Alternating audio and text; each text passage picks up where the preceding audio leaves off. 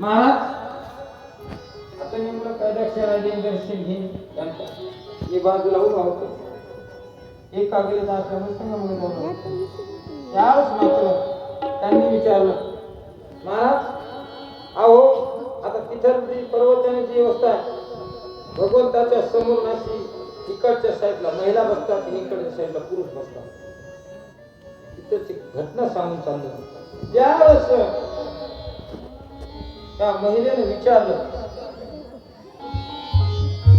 की महाराज अहो तो एक बाजूला मागच्या बाजूला बसलेला माणूस आहे कोणीतरी बिगर होती आणि मी जवळजवळ बऱ्याच दिवसापासून बघते तो सारखा एकटक लावून माझ्याकडे बघतो.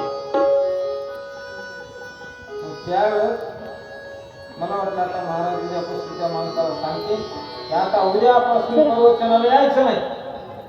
पण शेवटी अभ्यास लोक असतात. त्यांनी सांगितलं मग तो सारखा तुमच्याकडे बघतो. हो म्हणजे महाराज खरं बाई खरं सांग. हो महाराज खरंच. असं बरं बाई तू खरं सांग की तुझ्याकडे तो सारखा बघतो हे तुला कसं कळलं? या शब्दाचं समजलं की कारण तू त्याच्याकडे बघतो. असा बघण्याचा जे काय दृष्टिकोन आहे आणि त्यावेळेस मात्र एकटक सारखा बघू लागला. आणि पार्वती मातेला एवढा क्रोध आला की बस इतका क्रोध आला की त्याच्या बस तो क्रोध होता ते तेज त्याच्या डोळ्यातच घुसला असा आणि एक डोळाच गेला. पाहिलं भगवान शिवजीला म्हटलं आता मात्र काही करणं. अजून जर एकदा क्रोध आला तर दुसरा डोळा गेल्याशिवाय राहतो. लगेच सती मातेला बोलावलं समोर.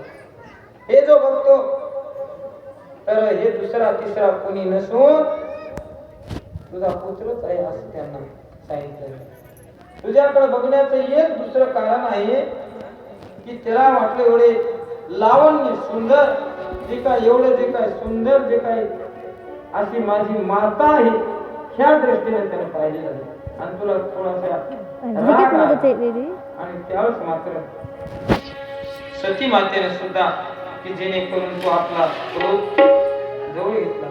भगवान शिवजीनं का त्याचे अपराध आपल्या पोटी घातला की नामस्मरण केल्यामुळे नामस्मरण केल्यामुळं एक शिव भगवंताची आणि त्या गुणनिधीची मैत्री झाली आणि त्याला अलकापुरीचा राजा स्थापित करून त्याला एक असं कुबेर पद प्राप्त करून दिलं की जो अख्ख्या ब्रह्मांडाचा नव्हे तिन्ही ब्रह्मांडाचा तो मालक ठरलेला आहे. तो कुबेर त्याला नाव आले. 3 मिनिटं झाली. कारण शिवजीच्या फक्त थोड्या पूजेमुळे भगवान शिवजी इतके भोळे की फक्त त्यांना आपलं वस्त्र फाडून दिवा लावण्याचा प्रयत्न केला होता.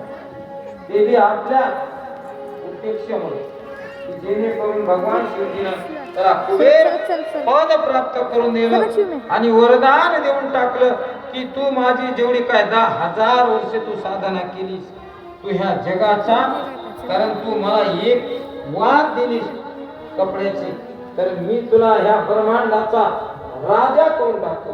म्हणून या ब्रह्मांडाचा राजा आजपर्यंत बी उभे राहील.